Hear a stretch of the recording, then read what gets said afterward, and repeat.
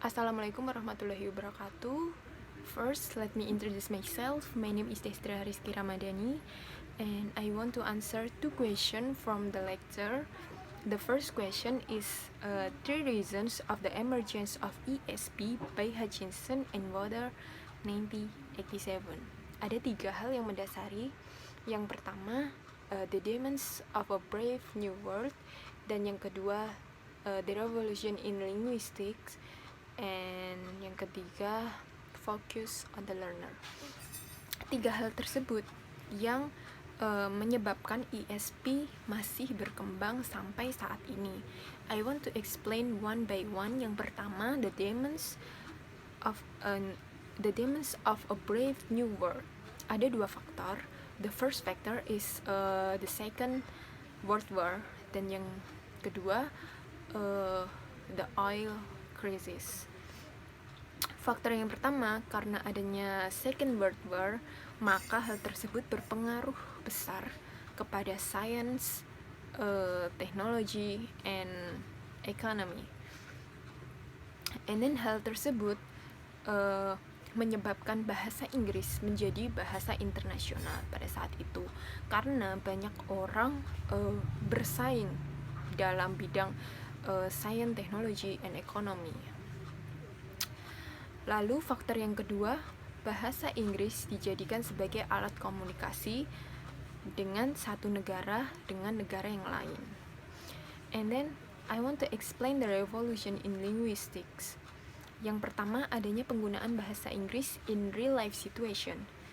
Lalu regarding this issue, it is found that the language used in spoken and written situation is subject to change. Walaupun banyak isu yang beragam dan penolakan juga, tuntutan itu justru menghasilkan isi bahasa yang materinya harus dipelajari dan dipraktekkan in real life situations. Lalu historically in the late 1960 and the early 1970, some great effort were made to describe English for science and technology. Di sini menjelaskan bagaimana bahasa Inggris dipakai dan dipraktekkan di dalam science and technology. And then the final is focus on the learner. The learner as the central focus of learning and teachings. Di sini berarti learner di sini berarti benar-benar fokus kepada siswanya. Di sisi lain, they have different learning strategies, different needs, different skill to acquire the language, and they should be motivated. Jadi sebenarnya banyak sekali perbedaan yang dibutuhkan oleh siswa. Maka dari itu, adanya banyak tuntutan itu, ESP berusaha memenuhi tuntutan tersebut. Lalu the second question is differences between English for academic purpose and English for occupational purpose. Pada English for academic purpose, itu ditujukan kepada siswa SMP, SMA, dan SMK.